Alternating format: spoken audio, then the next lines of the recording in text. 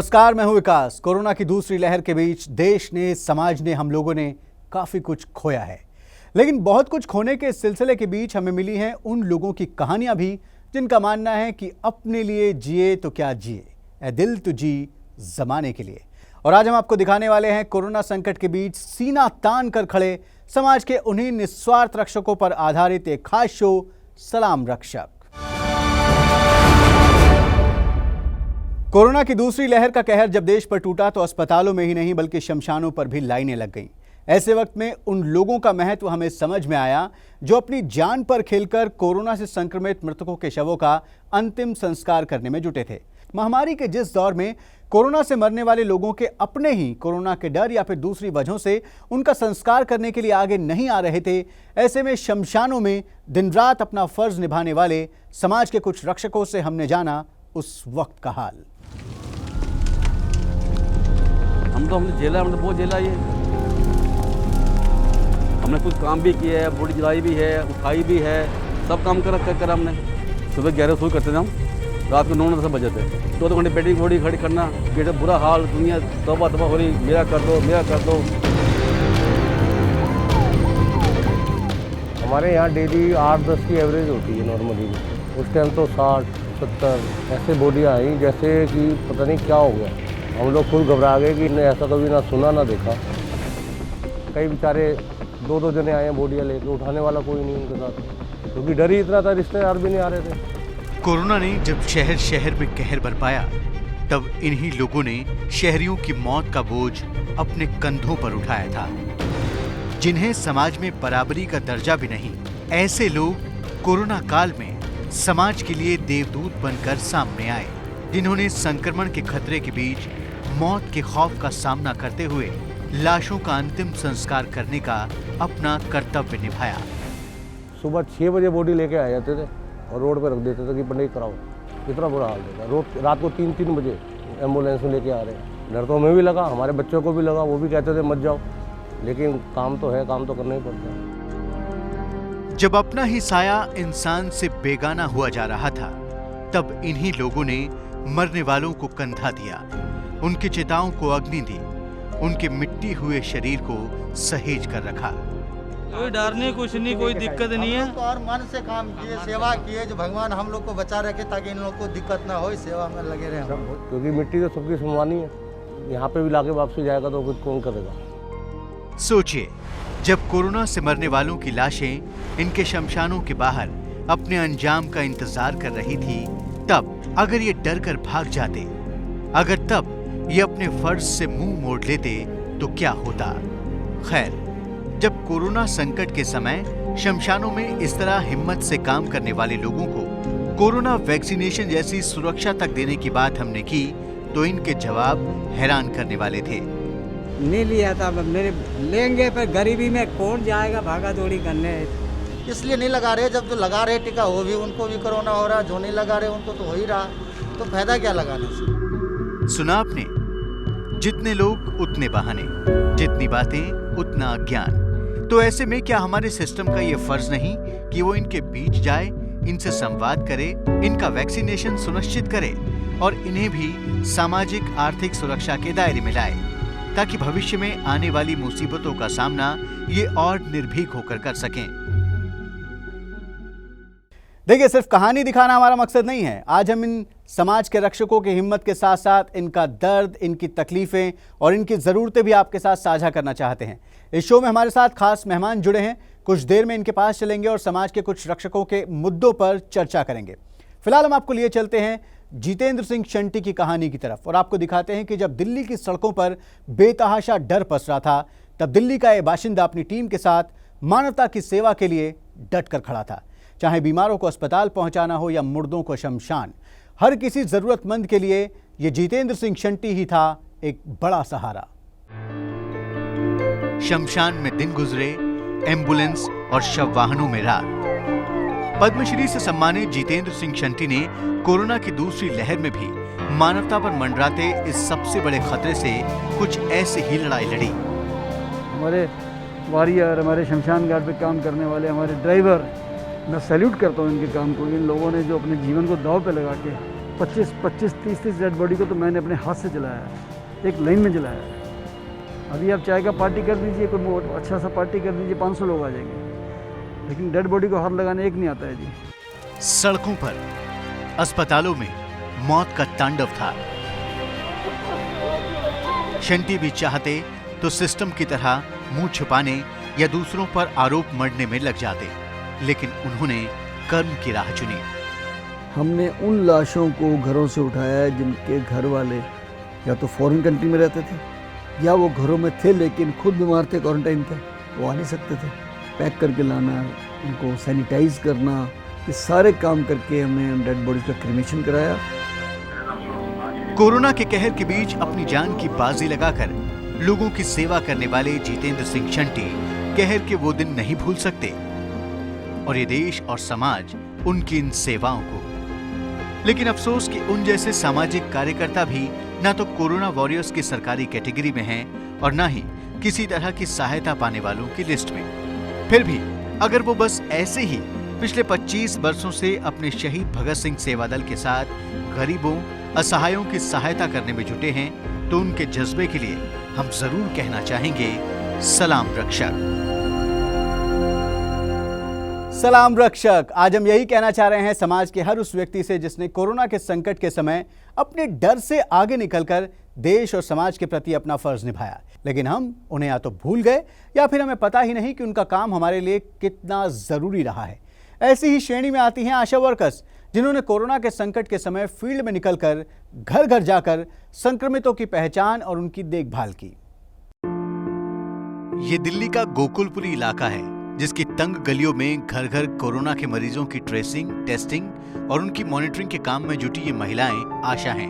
Mask लगाना है, हाथों को अपने सैनिटाइज आशा करना है। यानी एक्रीडिएटेड सोशल हेल्थ एक्टिविस्ट। ये गली गली घूम कर पेशेंट को निकालते हैं और उनको हॉस्पिटल तक पहुंचाती हैं, डिस्पेंसरी तक पहुंचाती हैं। तो इसलिए इनका होना फील्ड में बहुत ज़रूरी है, इनके बिना कोई काम नहीं हो सकता। हेल्थ एडमिनिस्ट्रेशन ने इन आशा वर्कर्स को कोरोना के मरीजों की पहचान, होम आइसोलेशन में रहने वालों की मॉनिटरिंग और उन तक दवाइयां पहुंचाने के काम में लगा दिया। लेकिन दिक्कत ये हुई कि इनकी अपनी सुरक्षा की कोई खास चिंता किसी ने नहीं की। ना सैनिटाइजर, मास्क, ना ग्लव्स, कुछ नहीं। हम तो अपने पैसे से ही खरीद के जो करते थे। जब हमारा पूरा काम कोरोना का काल खत्म हो जाता है उसके बाद हमें ये सैनिटाइजर वगैरह मिलता तो हम उसका क्या करें। और कहते हैं घर में जाओ और घर में जाके हमें फोटो खिंचवा के दिखाओगे जब भी हम मानेंगे, उससे पहले नहीं मानेंगे। उनको एक पेशेंट के ऊपर 100 रुपये मिलते हैं, जबकि वो 14 दिन उनकी देखरेख करते हैं तब तो। और उनको जो पीपीटी किट है वो भी उनको प्रॉपर नहीं मिला था। आशा वर्कर की कोई वैल्यू नहीं रही। अगर कोई ऊंच नीच बात होगी तो जिम्मेवार तुम बनोगी। हम जब किसी के पास जाते हैं बात करने के लिए, अगर हम किसी से बात करते हैं कोविड को लेकर तो वो पहले हमें बदतमीजी से बात करते हैं, डायरेक्ट हमें जवाब नहीं देते हैं। वैक्सीन लगवाया आपने? कोरोना के दौरान इन आशा वर्कर्स के काम का बोझ बढ़ा, काम का खतरा भी बढ़ा, लेकिन परिवार नियोजन, गर्भवतियों की देखभाल और बच्चों के टीकाकरण जैसे इनके पुराने रेगुलर चलने वाले काम लगभग बंद होने से इनका मेहनताना पहले से काफी कम हो गया। काम कम हो जाने की वजह से हमारा वेतन भी बहुत कम हो चुका है। अब तो कुछ भी नहीं है, अब तो हमारा नीली चल रहा है, 6000, 5000, इससे ऊपर बढ़ते ही नहीं है। सब कुछ करने के बाद भी आशा वर्कर कहीं पे भी नहीं है। अगर सपोर्ट मिले और नाम मिले तो हर कोई अच्छा करने की कोशिश करता है। एक डोज लगी है कि दोनों? एक लगी है। एक डोज। लेकिन इन सब के बावजूद आशा वर्कर्स पूरी शिद्दत से हर चुनौती का सामना करते हुए काम करती रही। पर अब मांग उठ रही है कि उन्हें भी उनके काम के बदले एक मुश्त राशि मिले। फिक्स सैलरी सरकार दे और मिनिमम तो होनी चाहिए इनकी मेहनत को देखते हुए। मेहनत तो बहुत है, इनका कोई टाइम लिमिट नहीं है, कोई छुट्टी भी नहीं है। रात में भी अगर फ़ोन आता है तो रात में भी जाते हैं। गर्भवती महिलाओं का अगर फ़ोन आता है तब भी ये एम्बुलेंस बुला कर देते हैं। आशा वर्कर्स हेल्थ वॉलंटियर्स हैं। सरकार के पास उन्हें रेगुलर पैसा ना देने की कई दलीलें हो सकती हैं, लेकिन आशा वर्कर्स के काम को भी सम्मान और सम्मानजनक दाम जरूर मिलना चाहिए। देखिए, आशा वर्कर्स तो सरकारी सिस्टम में होते हुए भी दिहाड़ी मजदूरों की तरह काम करने को मजबूर हैं। पर कई परेशानियों के बीच अच्छी बात यह है कि कम से कम सरकारी सिस्टम के पास उनका रिकॉर्ड तो है। लेकिन हेल्थ सेक्टर की एक और अहम कड़ी यानी प्राइवेट पैथोलॉजी लैब्स में काम करने वाले शायद इतने भाग्यशाली नहीं हैं। कोरोना के दौरान उनका काम और उनकी अहमियत तो सबको समझ में आई, लेकिन किसी ने उन्हें नहीं कहा सलाम रक्षक। कोरोना काल संकट का वो समय जब सब अपनी सुरक्षा को लेकर चिंतित थे। ऐसे में जो लोग अपने हित से ज्यादा लोक हित के लिए मुस्तैद थे, उनमें प्राइवेट पैथोलॉजी लैब्स में काम करने वाले ये लोग भी शामिल हैं। जहाँ तक डर की बात है, डर तो लगता था, लेकिन अब काम करना है तो करना है। कोविड पॉजिटिव आने के बाद जो डॉक्टर टेस्टिंग एडवाइस करते हैं, डी डाइमर, LDH वगैरह, तो उसके लिए तो लैब में जाना ही जाना है, तो हम जाते थे लाने।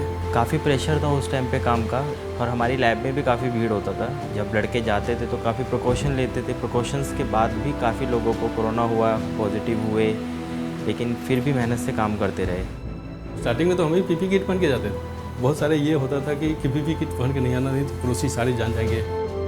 एक तरफ काम का प्रेशर, दूसरी तरफ काम में जान का भी खतरा। फिर भी काम में जुटे रहने की हिम्मत दिखाना बड़ी बात है। लेकिन अफसोस कि दिल्ली में प्राइवेट लैब्स में काम करने वाले इन वर्कर्स के काम की सरकारी आंकड़ों में कोई जगह नहीं है। ये सब तो लगता है कि हम लोग का भी काउंटिंग होना चाहिए। यहाँ दिल्ली में तो लैबोरेटरी का कोई रजिस्ट्रेशन ऐसा कुछ है नहीं। कोई याद रखे या भूल जाए, लेकिन जिन लोगों ने कोरोना संकट के दौरान इन लोगों का इंतजार अपने घरों में किया है, वो इनके काम को याद करके हमेशा कहेंगे, सलाम रक्षक। ये कोरोना संकट कई मायनों में ऐतिहासिक रहा है, क्योंकि इस दौरान हमें ऐसे कई लोगों के काम की अहमियत समझ में आई है जिनकी हमने शायद पहले कभी कद्र नहीं की। हमारे घरों में काम करने वाले डोमेस्टिक हेल्प हों या फिर हमारे घरों तक सब्जी या फलों जैसी जरूरी चीजें पहुंचाने के लिए काम करने वाले स्ट्रीट वेंडर्स, इन सब ने बहुत मुश्किलों का सामना करते हुए हमारी मदद की है। कोलकाता शहर के एक स्लम बस्ती में रहती हैं तापसी मौर्य। पेशे से डोमेस्टिक हेल्प हैं, लेकिन कोरोना काल में ये खुद को बहुत हेल्पलेस महसूस कर रही हैं।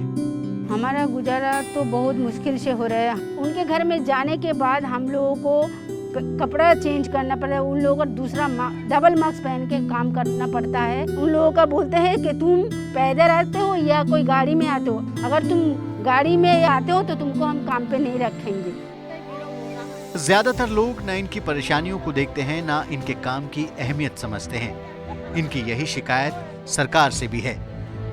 सरकार को हमारा कोई वैल्यू ही नहीं है। कितना तकलीफ से हम लोग गुजर रहा है, सो हम लोग जानते हैं। हमारा सरकार अगर हमको नहीं वैल्यू देगा तो समाज कैसे देगा। पश्चिम बंगाल के कोलकाता के इन डोमेस्टिक हेल्पर्स की तरह दिल्ली के स्ट्रीट वेंडर्स की भी दिक्कतें कोरोना के दौरान बहुत बड़ी हैं। न कारोबार बचा था, न कमाई, और न ही इन्हें किसी सरकारी मदद का आसरा था। इनकी ऐसी बदहाली के लिए इनके लिए काम करने वाली संस्थाएं सरकारों के लापरवाह रवैये को जिम्मेदार मानती हैं। सरकार के पास कोई डाटा नहीं है हम लोगों का। 2014 में ये पारित हुआ था कानून के, जितने भी ये हॉकर्स बैठे हुए हैं रेडी पटरी वाले, इनका सबका सर्वे करके इनको लाइसेंस बना के देने चाहिए इनको, गरीब लोगों को। सरकार ने कुछ भी नहीं करा, हॉकर्स के लिए कुछ भी नहीं करा।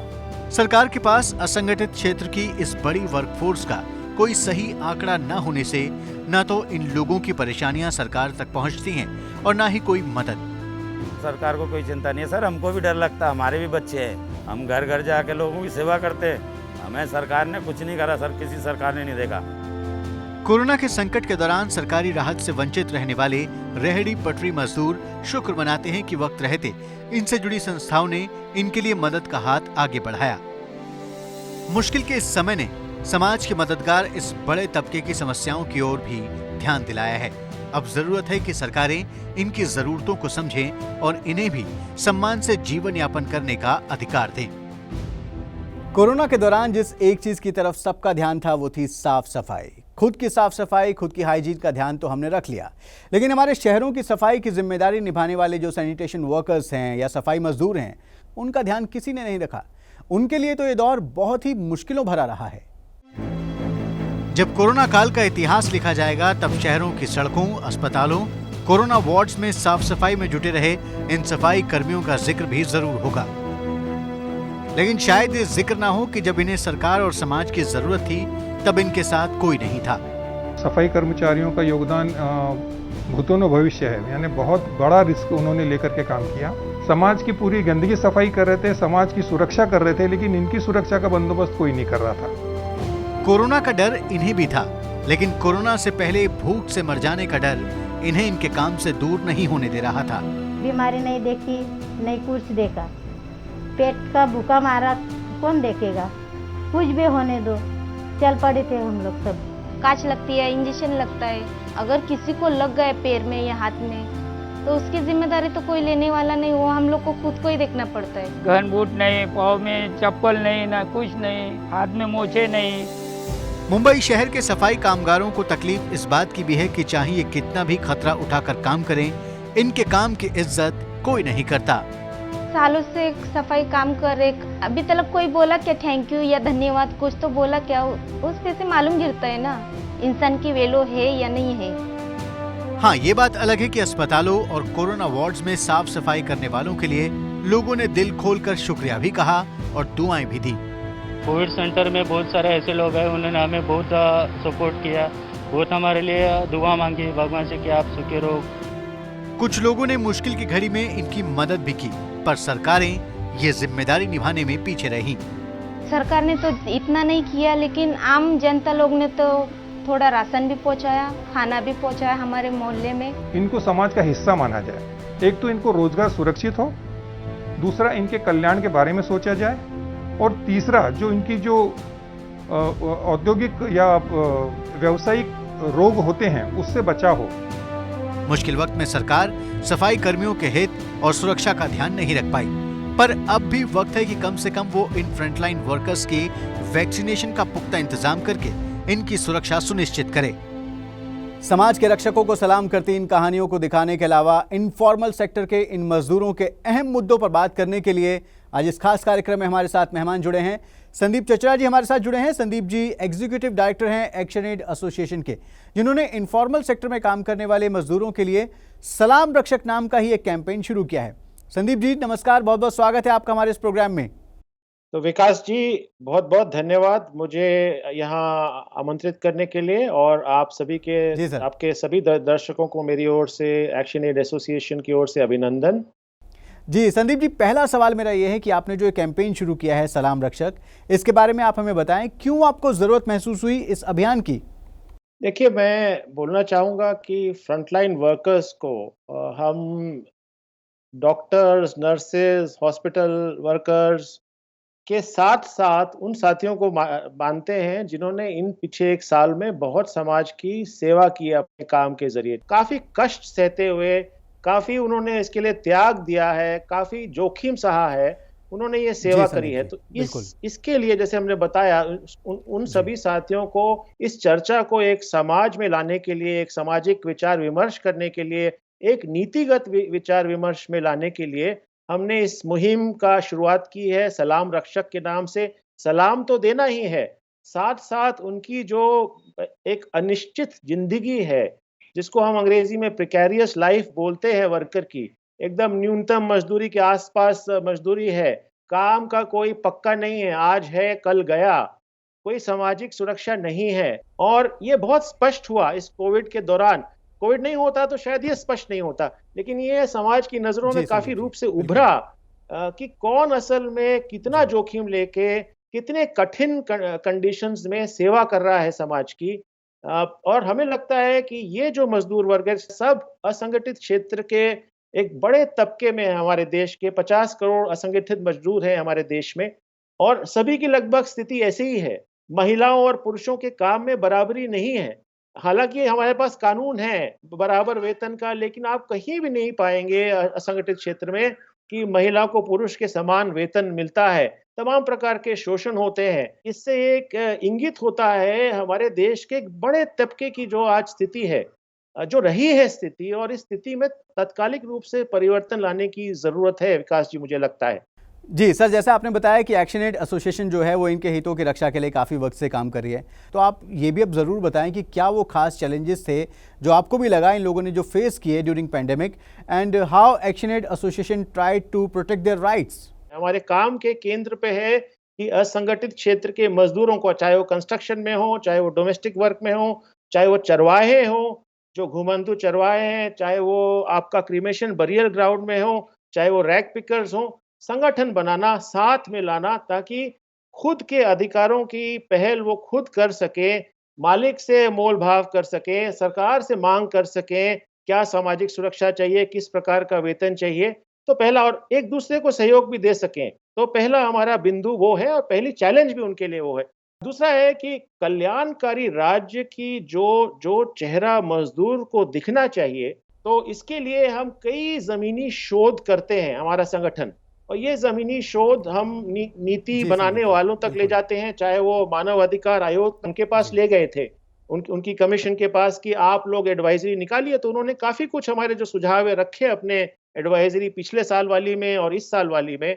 लेबर मिनिस्ट्री तक ले गए जब नए श्रम कानून बन रहे थे, क्योंकि ये ज़मीनी बातें हैं और ज़मीनी बातें नीति में झलकनी चाहिए, यही हमारा शोध का पीछे मंशा है।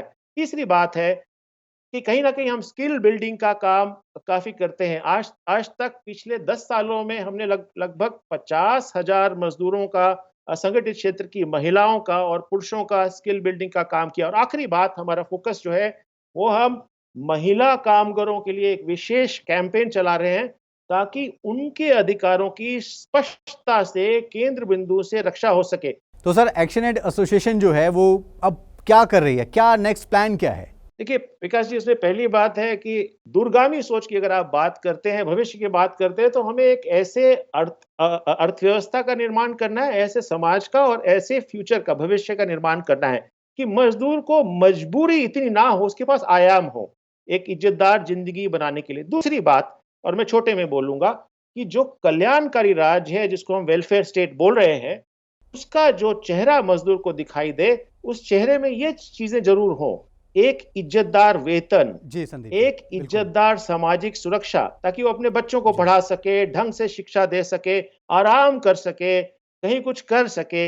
एक पेंशन, ताकि जब वो रिटायर हो जाए, जब वो काम ना कर सके, एक इज्जतदार पेंशन मिल सके। कोई दुर्घटना हो, कोई मेडिकल जरूरत हो तो वो मिल सके, तो एक सामाजिक सुरक्षा दिखाई दे सके। पुरुष और महिला के काम को बराबर की इज्जत मिले समाज से और कानून की इम्प्लीमेंटेशन में। चौथी बात कि अगर वो संगठन बनाना चाहे, अगर वो यूनियन बनाना चाहे, तो इसकी उसके पास खुलापन हो, फ्रीडम हो। 1/3 से हमारे देश की ज्यादा जनता आज असंगठित क्षेत्र की मजदूर है। अभी मैं किसान वर्ग, छोटे किसान को नहीं जोड़ रहा हूं इसमें, तो कहीं ना कहीं वो अपना हिस्सा मांग रहे हैं। ज्यादातर मजदूर असंगठित क्षेत्र के भूमिहीन हैं, तो हमें भूमि पर अधिकार हो, हमें शहर की जमीन पर अधिकार हो, हमें देश पर अधिकार हो। मुझे लगता है दूरगामी रूप से आगे आने वाले 21वीं शताब्दी में, विकास जी मैं ये बोलूंगा कि 21वीं शताब्दी में इनका आयाम निकालना पड़ेगा। इनका आयाम निकालने के लिए हमें सबको मिलके हर भरसक प्रयास करने चाहिए। जी थैंक यू सर। बातें बहुत सारी हैं लेकिन इस वक्त समय कम है, इसलिए इस बातचीत को मुझे यहीं विराम देना पड़ेगा। आपने हमारे लिए वक्त निकाला और समाज के इन रक्षकों के हितों पर, अहम मुद्दों पर बात की हमारे साथ, इसके लिए आपका बहुत बहुत शुक्रिया। सलाम रक्षक इस खास कार्यक्रम में फिलहाल इतना ही। देश दुनिया की बाकी खबरों के लिए आप देखते रहिए एबीपी न्यूज़, आपको रखे आगे।